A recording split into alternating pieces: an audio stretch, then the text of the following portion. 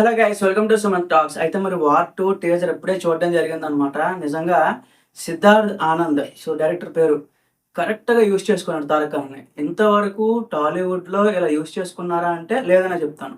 ఎందుకంటే తారక్ ఖాన్‌ని ఇలాంటి జోనర్‌లో చూడడం ఇదే ఫస్ట్ టైమ్ అసలు. అసలేంటి ఆ టీజర్ నిజంగా అసలు తారక్ ఖాన్ అయితే ప్రాణం పెట్టేసాడు అనిపించింది. అంటే ఎక్కడో కొంతమంది ట్రోల్ చేశారనమాట సైడ్ క్యారెక్టరు. 'త్రిబుల్ ఆర్‌లో' ఆల్రెడీ జరిగింది మళ్ళీ ఇక్కడెందుకు అని చెప్పి చాలామంది అన్నారు. బట్ 'తారక్ అన్న' ఏంటంటే అవేం పట్టించుకోకుండా ఒక 'హృతిక్ రోషన్' పక్కన ఇదేంటంటే మల్టీ స్టారర్ అది కూడా మళ్ళీ చెప్తున్నాను. అలాంటి సినిమాలో నటించాడు. మళ్ళీ ఇక డామినేట్ చేయడానికైతే సిద్ధమైపోయాడనమాట. టీజర్ మొత్తంలో ఆ షాట్ నచ్చింది, ఈ షాట్ నచ్చిందని కాదు. ఎవ్రి ఫ్రేమ్ అయితే చాలా రిచ్‌గా ఉంది. ప్రొడక్షన్ వాల్యూస్ కూడా చాలా బాగా మెయింటైన్ చేశారనమాట. రీసెంట్‌గా వచ్చిన మనకు 'ఓజీ' గాని, 'పెద్ది' గాని ఆ లెవెల్‌లో అయితే గ్లింప్స్ అయితే మనకు కనిపిస్తుందనమాట. ఇందులో ముఖ్యంగా 'తారక్ ఖాన్' యొక్క బాడీ లాంగ్వేజ్ కరెక్ట్‌గా అబ్జర్వ్ చేస్తే కొంచెం కొత్తగా ట్రై చేశాడు. మరి ఆ డైరెక్టర్ ఇన్‌పుట్టో లేకపోతే 'తారక్ ఖాన్' కొత్తగా తననుకుని చేశాడో తెలీదు గానీ, బాడీ లాంగ్వేజ్ అయితే మాత్రం చాలా బాగా మెయింటైన్ చేశాడనమాట. బీజీఎం కూడా మ్యూజిక్ డైరెక్టర్ చాలా బాగా కొట్టాడు గైస్. ఎందుకంటే బాలీవుడ్ వాళ్ళు ఇలాంటి ట్రైలర్ కట్స్ గాని, టీజర్ కట్స్ గాని చాలా శ్రద్ధతో చేస్తారు. ఈవెన్ తెలుగులో కూడా చేస్తారు కాదనట్లేదు. బట్ వాళ్ళవేంటంటే కొంచెం డిఫరెంట్ స్టైల్‌లో ఉంటాయన్నమాట.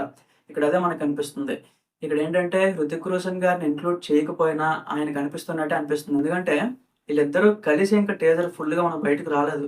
ఇది జస్ట్ 'తారక్' గారి కోసం మాత్రమే. మేబీ ఇది ఇంకా చాలా రికార్డ్స్ పెట్టే టీజర్ అయ్యే అవకాశం కూడా ఉందన్నమాట. హిందీలో ఎక్కువగా వ్యూస్ ఎక్స్‌పెక్ట్ చేయొచ్చు. 'వైఆర్ఎఫ్ యూనివర్స్' అనేది చాలా పెద్ద యూనివర్స్ అది.